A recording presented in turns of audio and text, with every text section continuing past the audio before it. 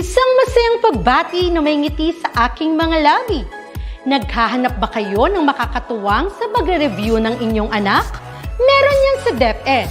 Ang ETUlay online tutorial ay libre at handog ng ating kagawaran sa pangunguna ng OUA ICTS EdTech. Ito ay isang proyektong makatutulong sa mga mag-aaral, katuwang ang mga magulang o kasama sa kani-kanilang tahanan para masagutan at maunawaan ang mga modules. Hangad din ng programang ETUlay ang matulungan ang ating mga guro sa kanilang mga blended learning classes.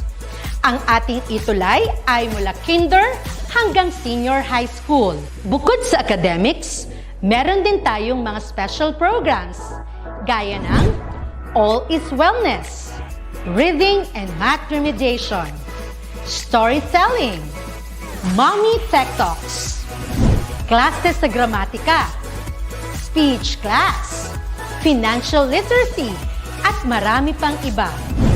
Pinalawig din ng ETUlay ang ating Alive program para sa mga mag-aaral mula grade 1 hanggang grade 3. Gayon din ay mayroon tayong ALS program at SPED tutorials na makasisigurong makakamit ng lahat ang inclusive education. May SPED hotline na rin para sa inyong mga katanungan patungkol sa special education. Kaya, subaybayan mula Lunes hanggang Biyernes, mula 9:00 ng umaga hanggang 7:00 ng gabi ang ating ETUlay. Sa ating pagtutulungan, maiaangat natin ang bawat isa. Ating itutulay ang pagkatuto upang di mapigil ang pag-aaral ng kabataang Pilipino. Itulay natin ito, sulong edukalidad.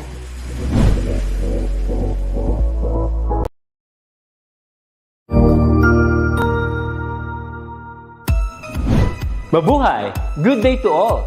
I am your tutor Madge. Welcome to ETUlay, a free online tutorial, an initiative of the Department of Education, Information and Communications Technology Service, Educational Technology Unit, ICTS EdTech. This program is aimed at helping and assisting learners from kindergarten, senior high school, ALS, Alive, and SPED learners. Aside from answering the modules, the ETUlay is offering programs which you will surely look forward to. Together with our parents and teachers, the ETUlay will bridge the gaps where difficulty and ease meet in learning new knowledge and skills.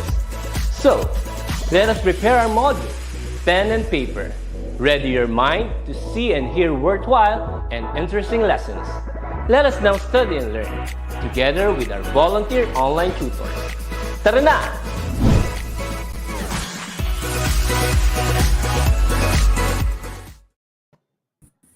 Ayan, magandang hapon. Nandito na naman tayo sa DepEd ETUlay for Basic Calculus at kasama ko si Tutor Sara. At tayo ay live dito po sa Buting Senior High School. Ayan, ang aking background. At tayo ay nasa ikapitong linggo na ng ating talakayan. Kaya malapit na tayo, isang linggo na lang. Tapos na ang third quarter. Pero bago yon ay Tutor Zara, mag-hi ka muna. Ayan, so good afternoon sa ating lahat. Okay, live na live po tayo dito sa bahay namin. Kamusta naman ang ating week? Ayan. So, isang linggo na lang, alam niya na yung kasunod. Diba? So, yung mga habol na.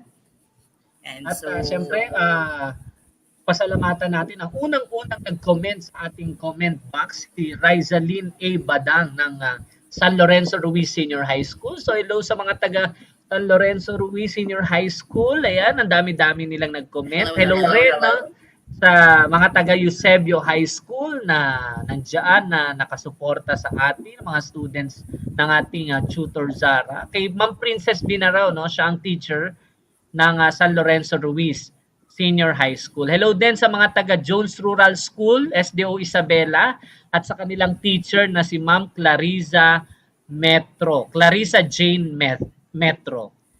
Ayan, meron pa tayong mga, ang dami na nakakomment. Hello sa mga taga Buting, nandito na rin, taga sa ating eskwelahan, Buting Senior High School at syempre ako ang teacher nila, no. At nandyan din yung kanilang students din ng Buting ng ibang section. Hello natin si Sir Robert Gusto, ang kanilang teacher. Ayan. Hello din sa mga bagong pasok. Ayan, nabuti na lang nakahabol at di pa tayo nagsisimula. Kaya on time lang na tayo ay magsisimula pa lang. Tutor Zara. Ayan, so ngayon, tingnan natin kung gaano kahanda ang ating mga estudyante ngayon. Tutor Zara, nandito na rin pala ang mga taga San Miguel National High School, SDO, Bulacan. Meron din tayong taga Camarines Sur. Ayan, si Allen Mark De Jesus, nasa Camarines Sur ngayon. Ayan, ang layo-layo na ng ating naaabot. At isa-shoutout pa natin yung ibang school na magko-comment. Kaya paki-comment lang sa ating comment section. Then, i-mention na rin pati ang kanilang mga teachers. Ayan, para mapasalamatan natin at ma-shoutout ang kanilang name ay paki-comment na rin. Okay, so start na tayo, Tutor Erwin. Sige lang. Kasi i-discuss natin yung lahat ng derivative rules. Then its application.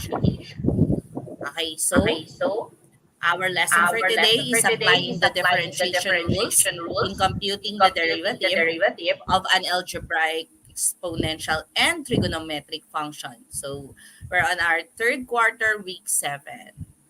Ayan. So for our learning objectives, okay, so we have first, recall the differentiation rules. And then second, we have the apply the differentiation rules in finding the derivative of an algebraic, exponential, and trigonometric functions. Okay, so let's have a recap. Ayan. So let us find the derivative of, ayan, yung assignment natin, yung additional activity natin last time, no? So we have, okay, ano kayong sagot niyan? Edi check natin muna, no? Pa-check natin sa kanila kung ano yung sagot. Okay, so dapat mag-a-arrive sila saan? So first, ang given natin ay f of x is equal to the square root of x plus 5. Okay, so that dun nga sa rules, no? So ang formula natin is f of x plus delta x minus f of x all over delta x. So yung x natin dito, papalitan natin siya ng x plus delta x and then plus 5. Minus f of x, ano yung f of x natin? So we have square root of x plus 5. Ayan. So in this case, we use conjugates, no? So nag-conjugate tayo dito, kinuha natin yung conjugate, then we multiply both numerator and denominator by its conjugate. So which is the square root of x plus delta x plus 5 plus square root of x plus 5. So both numerator and denominator yan. So sa numerator natin, we apply the sum and difference, okay, the product and sum of sum and difference, okay, of binomials. So we have, okay, so i-square natin yung first term minus square the second term. Okay, yan. So magiging, ano na siya? Okay, so magiging, okay, so i-square natin to, matatanggal yung square root sign. So ito na siya, no? So x plus delta x plus 5. Then minus, yan, tatanggalin din natin yung square root sign dito. Yan. Kasi bakit tinanggal? Kasi ini-square na natin siya both first term and second term. Yan. So magiging x plus 5 na siya. Then simplify na natin. So ang matatanggal dyan ay x minus x. Okay, and then 5 minus 5. So may matitira tayong delta x sa taas, 'di ba? So we cancel delta x both numerator and denominator. Now we have 1 over the square root of x plus delta x plus 5. Then plus square root of x plus 5. Then, limit, yun yung kinukuha natin limit as delta x approaches 0. So, papalitan natin yung delta x ng 0. And then, now we have, okay, 1 over 2 square root of x plus 5. Kasi bakit 2? Dahil meron kang square root of x plus 5 dito, plus square root of 5. So, dalawang square root of 5 yan. Kaya naging 2 square root of x plus 5. Okay? So, Pa-comment naman natin, Tutor Erwin, kung nakuha ba nila, type yes. Okay, kung nakuha nila ang tamang sagot sa ating additional activity. So just be honest, no? Kung nakuha nyo nga talaga, kung hindi nyo naman ginawa, hindi nyo ginawa, wag na kayo mag-comment. Kung nagawa nila, type yes. Kung may konting mali, okay, type no. Okay? Para at least dito sa ating solution, makita nila kung ano yung mali nila. Yan. So, maiiwasan na nila yung kung saan sila nagkamali. Ayan. So, maraming nag-type ng yes. So, unang-unang nag-comment ay si Jadale, Tutor Erwin. Ayan. So, sinundan ni Akisha. Yes, yes, yes. Yes, yes, yes. Ang dami na nag-comment. Shout out na rin natin na Tutor, hello Tutor Zara. Yes po. Ayan, shout out na rin natin ang ating kapapasok lang, ang mga taga San Mariano National High School, Maine, ng SDO Isabela at ang kanilang teacher na si Ma'am Alona Ney Agkawili. Ayan, hello po sa mga taga San Mariano. Shout out po. At meron din from ETUlay National High School. Ayan, mga nag-comment na sila. Saan kaya division tong ETUlay National High School? So paki-comment. I-search natin yan. Para at least. Ayan, o kaya paki-comment na lang. Ayan, o kaya paki-comment na lang. Okay, so anong susunod natin yan? So maraming nag-comment na yes, Tutor Erwin. Maraming nag-comment na yes, Tutor Erwin. So, kaya tayo natutuwa. papusuan natin ang ating comment box. Okay, pakipusuan ang ating comment box kung ready na ba sila sa ating lesson for today. Ayan. So tingin ko naman ay ready na sila. Okay, so differentiation rules. We have first the constant rule. Ano pong ibig sabihin nun? So sabi dito, f prime of c is equal to 0. So ang ibig sabihin po nun, kapag kumuha tayo ng derivative ng constant, ang sagot ay laging 0. Okay?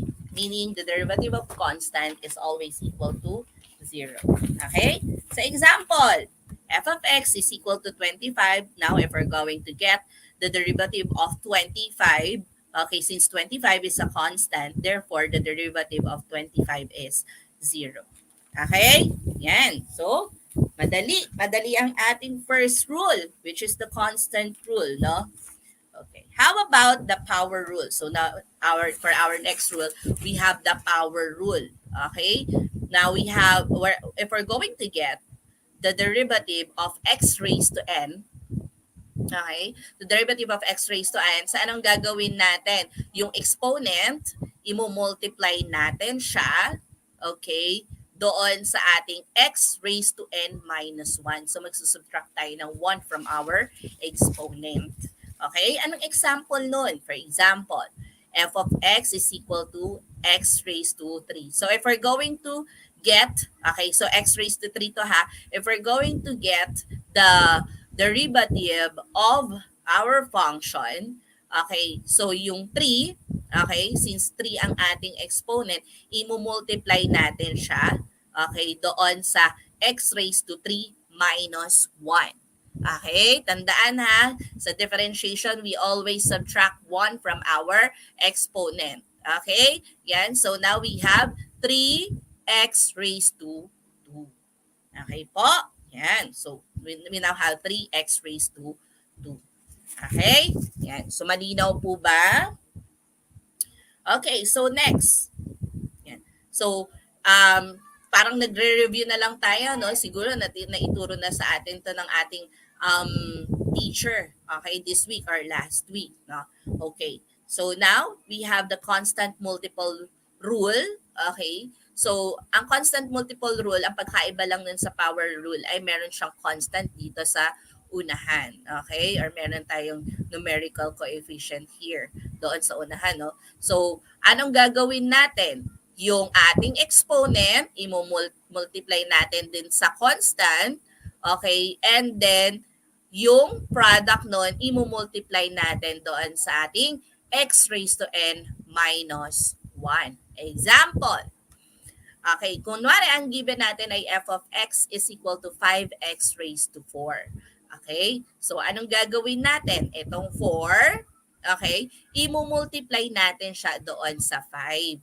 Okay, kaya tayo nagkaroon ng 5 times 4. Then, i-multiply natin yung product nun sa x raised to 4 minus 1. Okay? Again, nag-subtract tayo ng 1 doon sa ating exponent. So, then simplify na lang natin, no? So, now we have 5 times 4 is equal to 20 and then x raised to 3.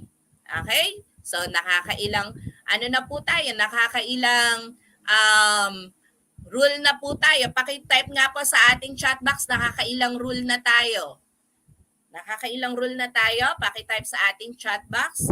Now, okay, we have, okay, next. Ayan, so wala pa akong nakikita, no? Nakakailang rule na kaya tayo. Yan. Next, we have the sum rule. Okay, so sum rule naman, we have the f plus g. Okay, so dito naman, we have two or more functions or two or more expressions or addends. Okay? And then, anong gagawin natin? Kukunin lang po natin yung derivative ng each addends or each term doon sa ating given. Okay? Yan. Kaya ang nangyari, f prime plus g prime. So, kukunin natin yung mga derivative ng each addends natin. Okay? So, for example, f of x is equal to x cubed plus 4x plus 5. Okay? Yan. So, babalik tayo doon sa first three na basic rules natin. Ano-ano ulit yon? Yung constant rule, yung power rule, at saka yung constant multiple. Okay? Na rule natin. So, now, we have, okay, so 3, power rule to, no? 3, okay, x cubed prime. So, kukunin natin yung derivative ng x cubed, kukunin natin yung derivative ng 4x, and then kukunin din natin yung derivative ng 5. Okay? So, for the derivative of x cubed, we have 3, okay, times x raised to 3 minus y. Applying the rule of power, no? Yung power rule natin. Plus, okay, ito naman, yan, 4 times x raised to 1 minus 1. Okay, kasi pag wala tayong exponent sa x, di ba, automatic yon na invisible 1 yun. So, hindi natin nakikita, pero meron yung exponent na 1. So, we're going to subtract 1 from 1. Okay, so imagine, no? So, magiging x raised to 0 na yun. Okay, then the derivative of 5, our constant, so that is equal to 0. Then simplify na lang natin, no? So we have 3x raised to 2 plus, okay, x raised to 0 is equal to 1. So that's why 4 na lang to. Okay, yan. So the derivative of 4x is 4. Okay, so that's the explanation for that. Next, now we have the, difference rule naman tayo. Okay, so for difference rule, okay, same with sum, but this time subtraction naman, no, yung ating operation. So we'll just get the tawag dito, the derivative of each term. Okay, for example, we have x raised to 7 minus 6x raised to 5. Okay, so we're going to get the derivative of x raised to 7 and the derivative of 6x raised to 5. Okay, so for this, we apply power rule. So now we have 6x raised to 7 minus 1. So that's why we have 6 here. Okay, yan. 7x raised to 6 minus, multiply 5 doon sa ating constant, which is 6, constant multiple. Okay, rule. So we have 6 times 5. Yan. So, yung exponent natin dito, i-multiply lang natin kay 6. Okay, yan, nalipat. And then, minus 1 from 5. Okay, yan. So, now we have 7x raised to 6 minus 6 times 5 is 30, x raised to 4. Okay, so that is for difference rule. Okay, so, madami ang ating rule, pero, okay, always ano lang natin, always go back to the basic, no? Yung tatlong basic natin na, ano yan, constant, power, and constant multiple rule. Okay, next. We have the product rule. Okay, so for the product rule, okay, f times g prime, okay, or the derivative of f times g is equal to, okay, f times the derivative of g plus g times the derivative of f. Okay, yan po, no? So, kunwari, ang given natin, f of x is equal to x raised to 8 times 6x raised to 5. Okay, yan. So, we have x raised to 8. So, yung first function muna natin, no? First function natin, x raised to 8. Okay? And then, the derivative of second function, which is 6x raised to 5. Okay? Plus, yung second function natin times the derivative of our first function. Okay? So that's why this one, copy lang natin ang x raised to 8 and then we're going to get the derivative of 6x raised to 5. So meron tayong 5, multiply natin sa 6, and then x raised to 5 minus 1, which is x raised to 4.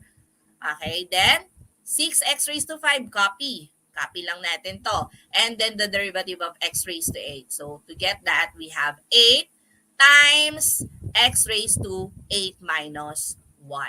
Okay, then simplify na natin. So we have 5 times 6 is equal to 30.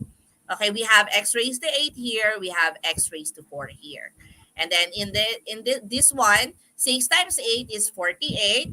X raised to 5, copy, and then x raised to 8 minus 1 is 7. Then, simplify.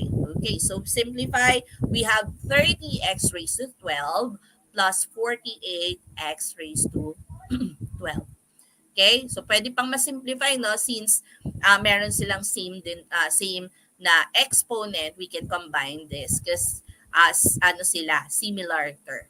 Okay, so we have 30 x raised to 12 and 48 x raised to 12. So we have now 78 x raised to 12. Ayan. So nasaan si Tutor Erwin? Okay.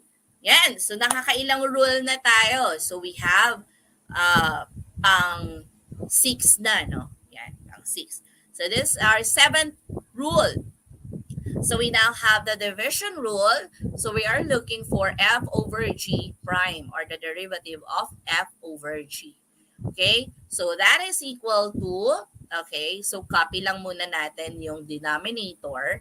Copy denominator, then get or multiply by the derivative of the numerator. So g f prime minus, okay, yung numerator, times derivative ng denominator. Okay? So, g times f prime minus f times g prime all over g squared. Okay? Or the square of the denominator.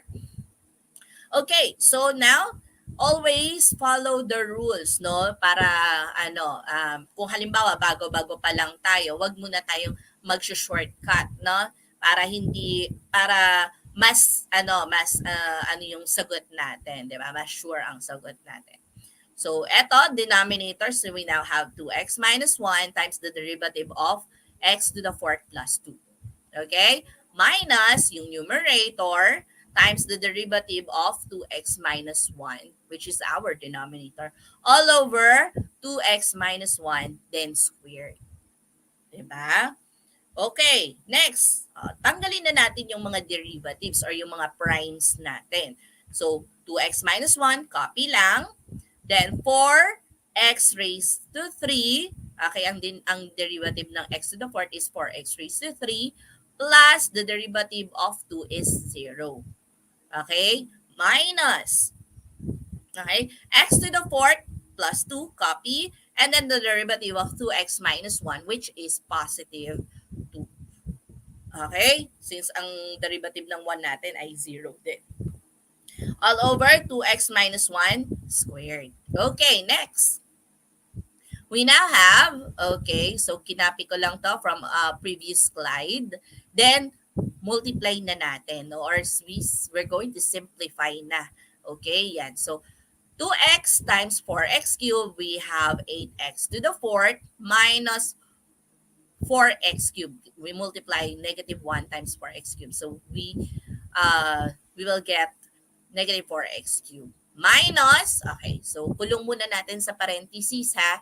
So, 2 times x to the fourth is 2x to the fourth. Then, positive 2. Okay, that gives us positive 4. Okay, then what's next? What's next? Ang gagawin natin, we combine like terms. So, 8x to the fourth minus 2x to the fourth. So, we have 6x to the fourth. Okay, copy natin, negative 4x cubed minus yung positive 4 nandito, no? So, we're going to change the sign. Okay, as what subtraction rule says. Di ba? So, ano yung, ang atin ang rule ng subtraction. So, minus, okay, change the sign and then, switch to addition, di ba? So, negative times positive 4, okay, so kaya siya naging negative 4 dito. So, for our final answer, we now have 6x to the fourth minus 4x cubed minus 4 all over 2x minus 1 squared. Ayan. So, nagkaroon ng problema si Tutor Erwin sa kanyang internet. Okay. So, now, okay. So, anong gagawin natin ngayon? So, sunod, ayan. So, kung napapansin nyo, meron tayong last dito, no, na hindi natin naisama sa slide. So, we have the f prime of x.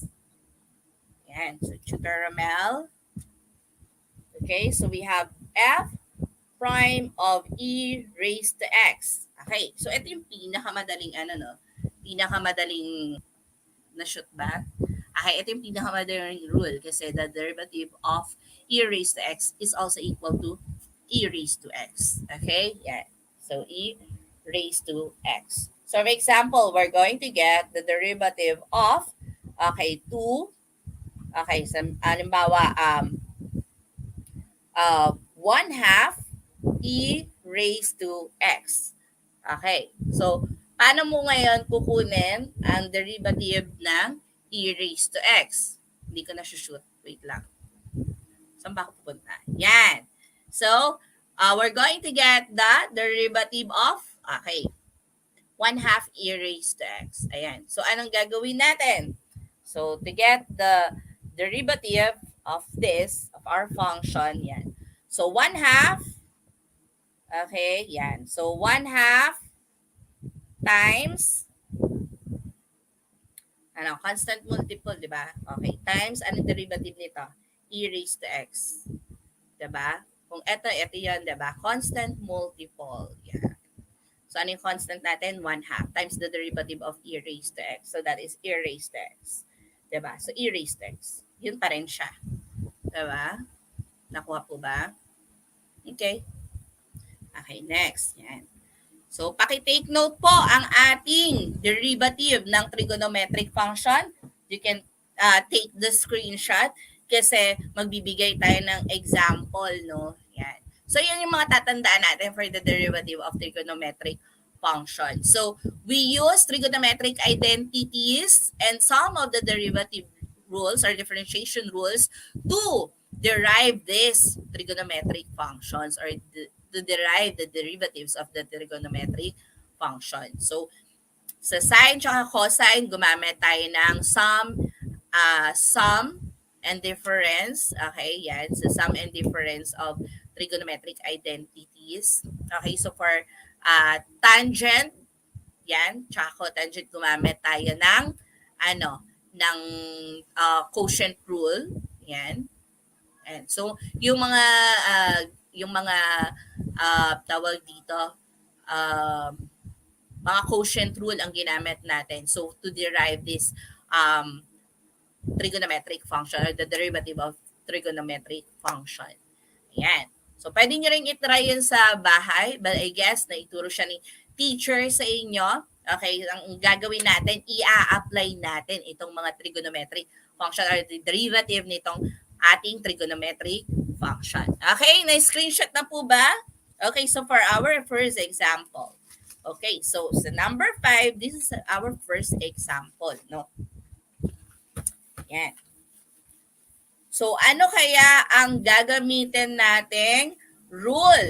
Okay, so dun sa ating algebraic rule, ano kaya yung gagamitin natin dito? No, aside from the derivative of trigonometric function, ano ang ia-apply natin for number 5? Sige nga, paki-comment nga sa ating chat box. Okay, kung ano yung gagamitin nating differentiation rule for number 5 aside from trigonometric functions rule. Hindi nga, tingnan ko nga.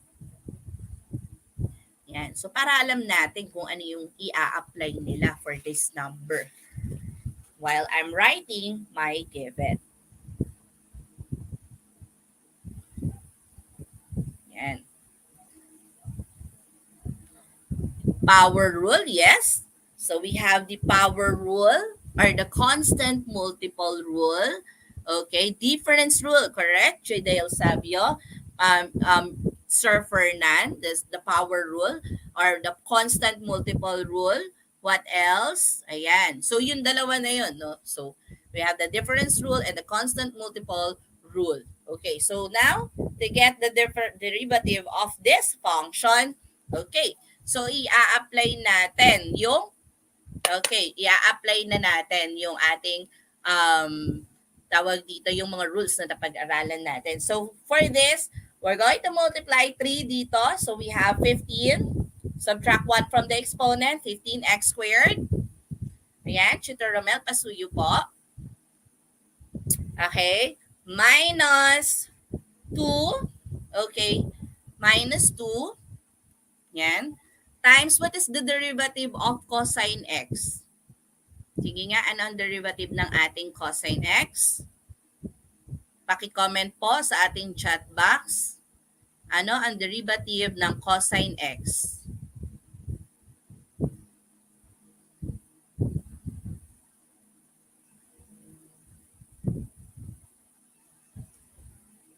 Oh.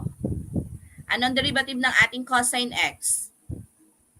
Negative sine x. Tama, no? So, negative sine x. Ayan. So, i-apply na natin yung ating trigonometric, ayan, rule, no? So, we have 15x squared. So, that's the derivative yung first natin. Minus 2, constant multiple.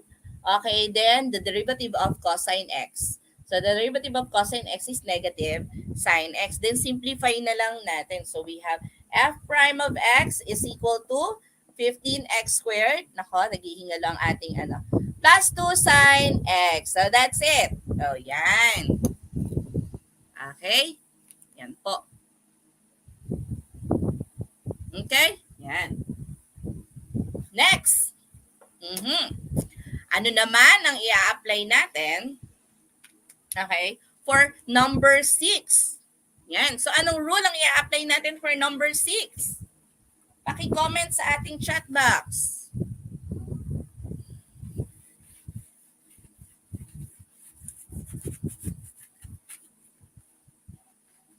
Ayan. So, maraming, Yan. Sabi ni Sir Fernand, product rule. Sabi rin ni Glenn is product rule. So, that is correct. So, we're going to use the product rule. Okay, yan. So, tingnan muna natin. Okay, so ang ating F, okay, yan. So, mas maganda kung isusulat muna natin kung ano yung F natin. Okay, yan. So, ang ating F, yan, kasi i-apply natin sa formula. Ang ating F ay sin X. Okay, ano kaya ang ating F prime? Okay. Tapos, ang ating G ay tangent X. Ano kaya ang ating G prime? Okay. So, what is the derivative of sine and tangent? Sige nga po. Yan. So, pa-comment po, ano ang Okay, ano ang mga derivative ng ating sine x and then tangent x? So we're looking for the derivative of sine x and tangent x because we're going to use that in our rule, diba? Sa product rule. So we need this, okay? Yung given natin. Okay po? Yan. So anong gagawin natin? Ayan. So nasaan na? Ano ang ating equivalent ng ating Yan. So yan, tama, no? Sabi ni Eliza May Lalin, so the derivative of sine x is cosine x while the derivative of tangent x or tangent of x is the square of secant x. Okay, yan. So, cosine of x at saka yung square ng secant x. Okay? Ayan, so applying the product rule. Okay, applying the product rule. Baka may sumasagot na sa dyan, no? So, FG prime is equal to FG prime plus GF prime. Okay, yan. So, now we have F is sine x. Sine of x times the quantity G prime. So, square of secant x plus, yan, hindi nagkasya. Sige, bahala na mag-adjust ang ating mga mata. Ayan, G is tangent. Okay, and then cosine.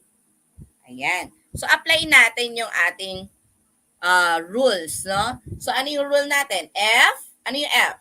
Sin x. G prime, square of secant x plus, okay, since plus ang ating formula. So we have G is tangent of x and then ang ating F prime is cosine of x. Okay pa? Yan. Then we're going to simplify. Ayan. So pwede tayong gumamit, actually pwede tayong magkaroon ng more than one na answer dito, no? So, depende sa kung ano ang papalitan natin. Okay? Na mga values or mga trigonometric identities. Okay? So, I choose to substitute, okay, this as 1 over cosine squared and this as sine over cosine. Ayan. So, pero, pwede na to. Kung generous si teacher, okay, pwede na tong sagot na to. Okay? But then, okay, kung gusto ni teacher na mas simplified pa, okay, so, of course, we need to identify yung trigonometric identities involved in this given. Okay? Yan. So, I have here sine x. Yan. Okay. Ibibigay ko sa inyo and then paki-simplify. Ano sa palagay niyo yung magiging simplified version nito? Yan. Pero pwede ring maging iba ang sagot nyo. Okay? So, depende sa kung anong identities ang ginamit nyo, no? Yan. Okay. Yan. So, okay. Ang ginamit ko, okay, ayan. So, ito yung sumunod na equal sign natin, no? So, ang ginamit ko, yan.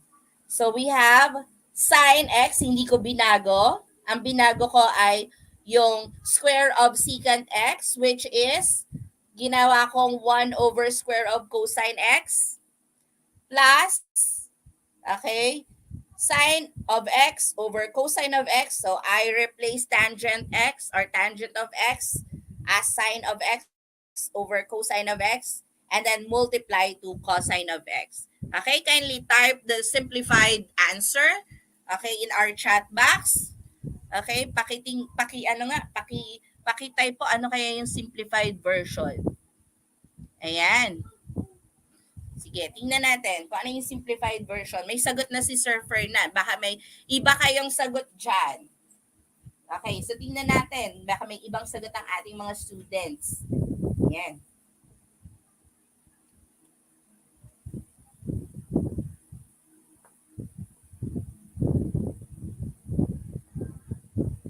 So while waiting for your answer, i-ano lang natin, no? Yung ating sagot. Okay?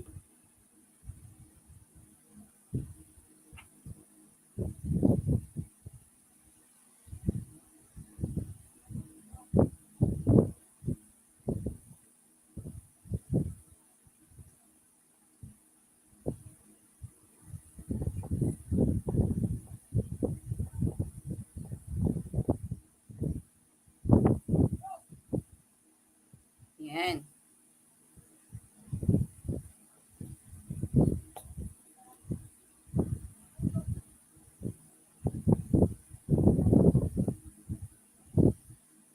Okay.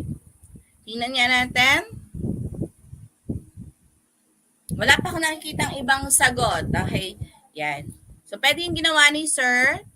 Okay? But you can also consider this.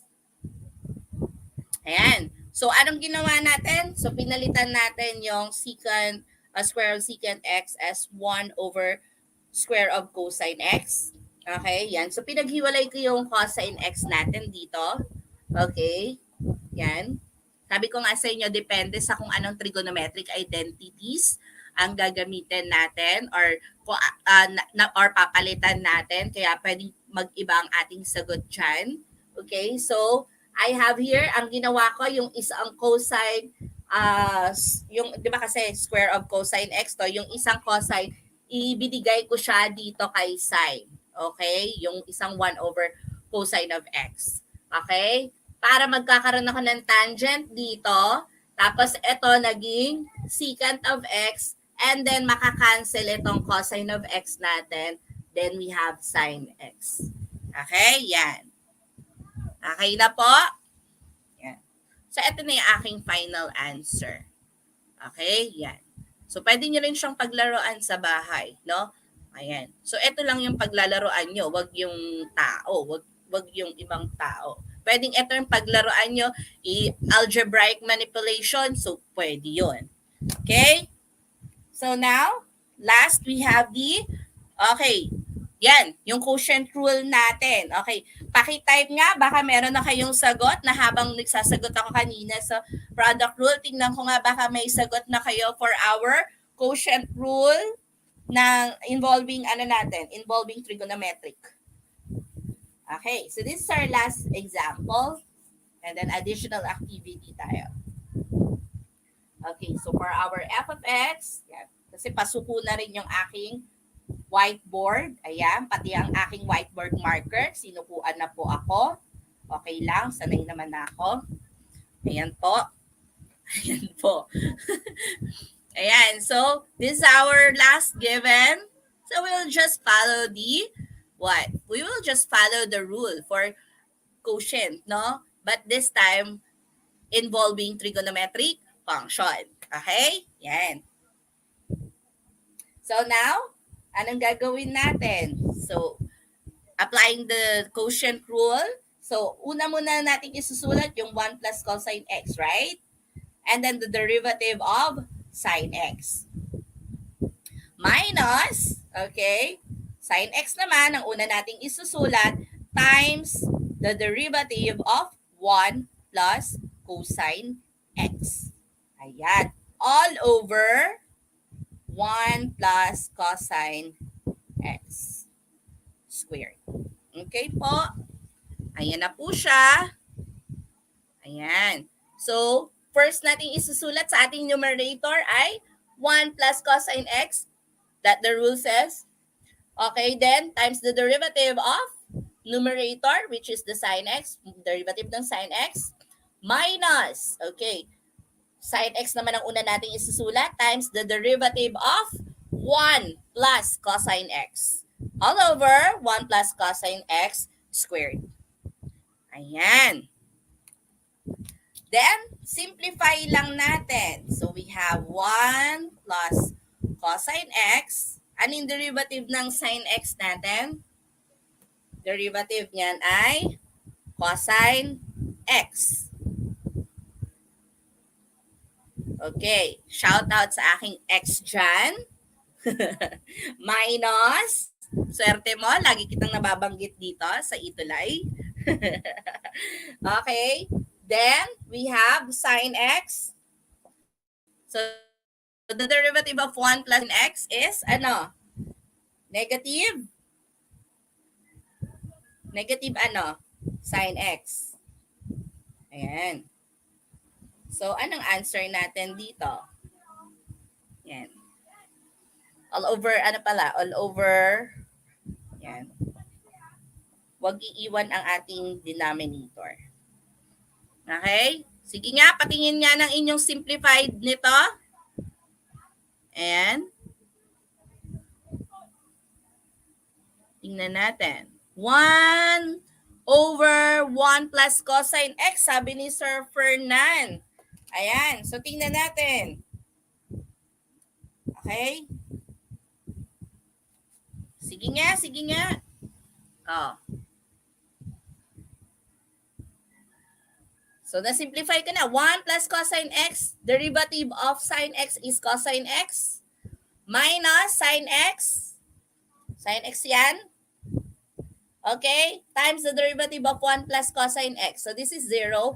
Derivative of cosine x is negative sine x.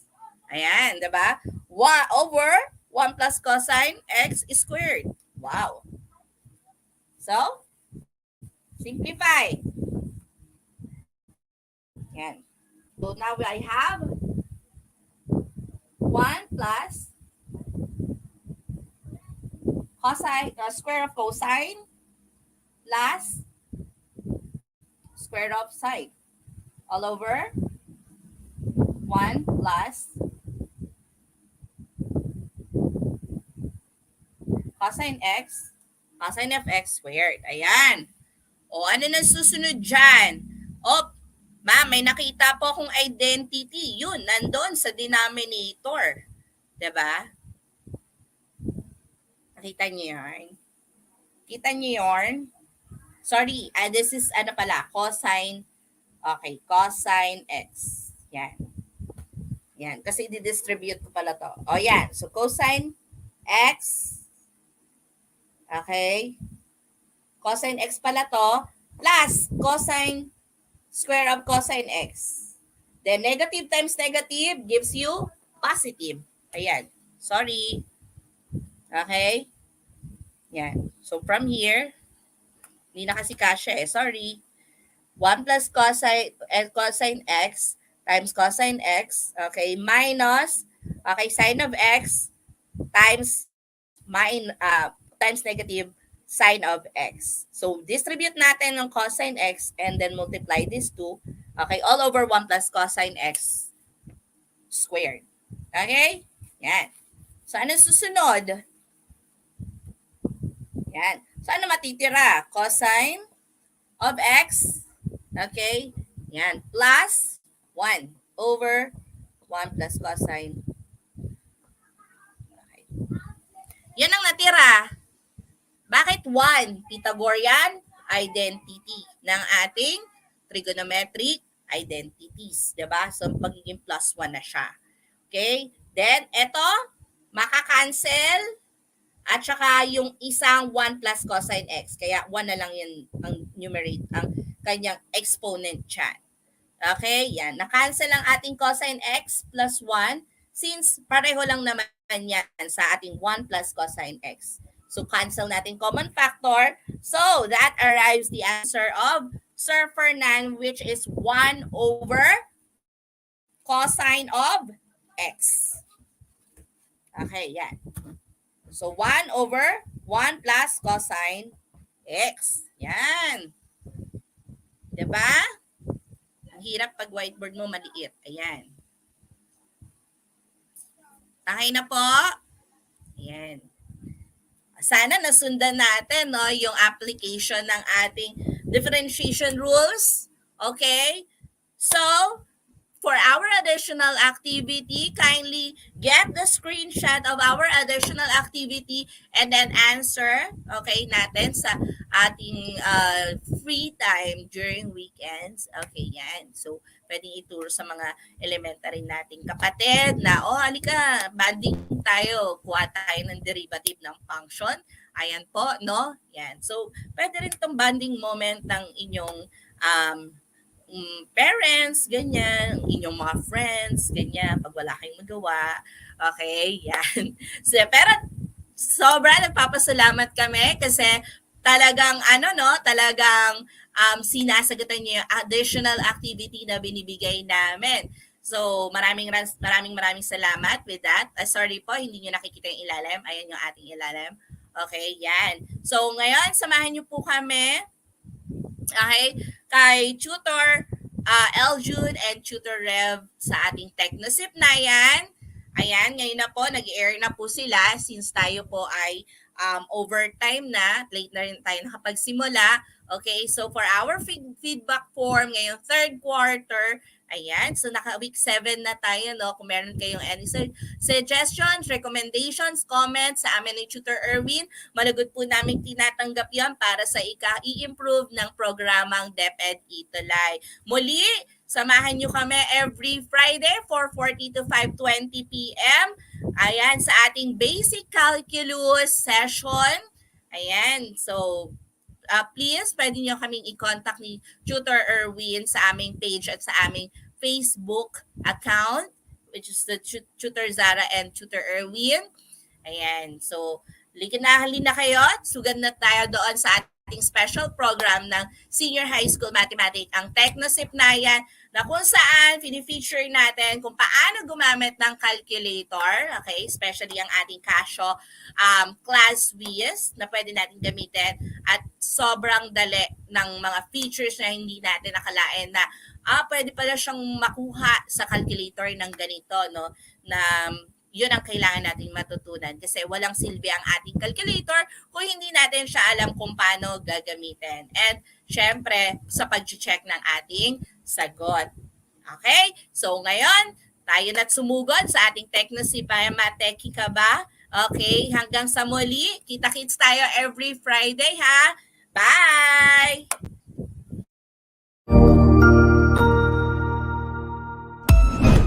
Ang husay naman! Natapos mo ang iyong tutorial session kasama ang iyong mahusay na ETUlay tutor. May bago ka bang natutuhan? I-share na yan gamit ang hashtag #ETUlayLevelUp. Huwag aalis ha dahil may susunod pang programa na pwede mo ring panoorin at salihan dahil naghihintay na ang iyong mga tutors. Happy learning dito sa ETUlay!